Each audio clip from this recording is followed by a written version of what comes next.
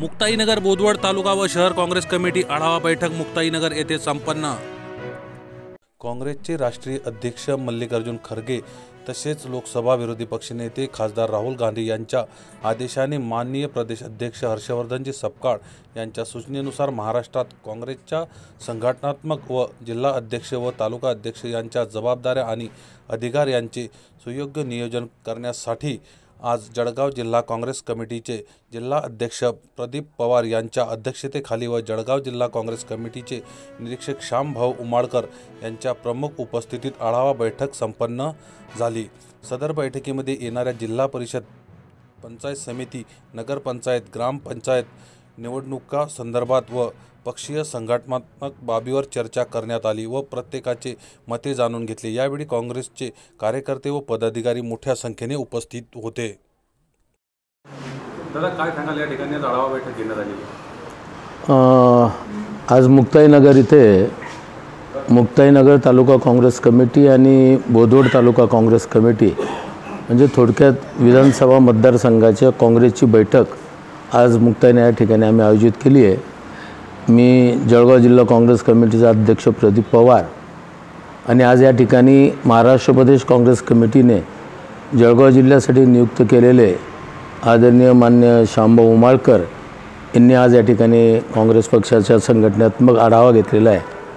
आपल्याला कल्पना आहे की महाराष्ट्र प्रदेश काँग्रेस कमिटीच्या अध्यक्षपदी एक सर्वोदय चळवळीतला गांधीवादी नेता माननीय हर्षवर्धन सपकाळ साहेब यांची प्रदेश अध्यक्षपदी नियुक्ती झालेली आहे। ते यापूर्वी बुलढाणा जिल्हा परिषदचे अध्यक्ष होते, 5 वर्ष आमदारी होते आणि आमचे नेते माननीय राहुलजी गांधी आणि अखिल भारतीय काँग्रेस कमिटीचे अध्यक्ष खरगे साहेबांनी त्यांच्यावर ही जबाबदारी सोपवल्यानंतर त्यांनी महाराष्ट्रामधल्या सिनियर काही नेत्यांना बोलावून त्यांची प्रत्येक जिल्ह्यावर निरीक्षक म्हणून नियुक्ती केली आहे आणि त्याचाच एक भाग म्हणून आज श्यामभाऊ उमाडकर जे आमचे प्रदेश काँग्रेसचे उपाध्यक्ष आहेत, आमचे वरिष्ठ नेते आहेत, संघटनेमध्ये गेले 30-40 वर्षापासून ते काम करत आहेत।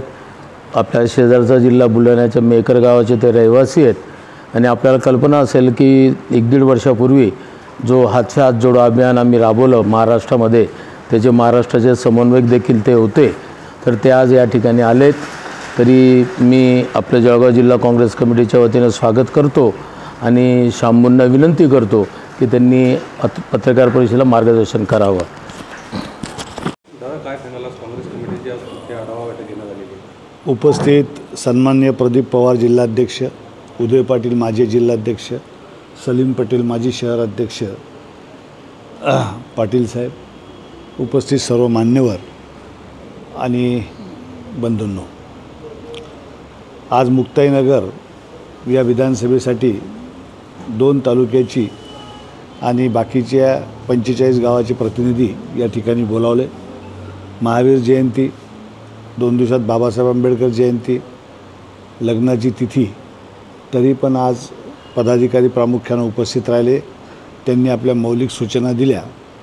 माझं काम आहे की हर्षवर्धन सपकाळ यांनी मला याच्यासाठी पाठवलं की आत्ताची संघटनात्मक परिस्थिती काय, 15 तालुके आहेत, 11 विधानसभा मतदारसंघ आहे, आपले 3 जागा यावेळेला मिळाल्या होत्या, तर या परिस्थितीमध्ये आपल्या कार्यकर्त्यांचं मनोबल काय आहे, त्यांना काय बदल पाहिजे, त्यांना कोणाला पदाधिकारी म्हणून काम करण्याची इच्छा आहे, काही जुने लोक गेलेत का, गेले असतील तर जागा रिकाम्या भरल्यात का, यूथ काँग्रेस, NSY, सेवादल, महिला काँग्रेस आपल्या फ्रंटल ऑर्गनायझेशन काय करतात, जे जिल्हा परिषदचे मेंबर होते, जे नगर परिषदचे मेंबर होते किंवा जे विधानसभेचे उमेदवार होते, खासदारकीचे उमेदवार होते, मागच्या काळामध्ये त्यांनी पदं भूषवलेली आहे, या सर्वांना एकत्रित करून याचा एक आढावा प्रदेशला द्या, जेणेकरून नवीन कामकाज करत असताना कोणावर जबाबदारी टाकायची, कोणाचा बदल करायचा, कोणांना कायम ठेवायचे, याबद्दल आपल्याला सविस्तर चर्चा करण्यात येईल।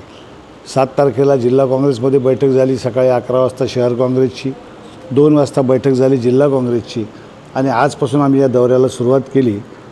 15 तारखेपर्यंत संपूर्ण जिल्ह्यामध्ये फिरून आम्ही हा अहवाल पक्षश्रेष्ठींना देऊ आणि या माध्यमातून काँग्रेसचं सक्षमीकरण करून काँग्रेस मजबूत करण्यासाठी आमचे प्रयत्न राहतील। या सगळ्यांचा सहभाग घेऊ आम्ही।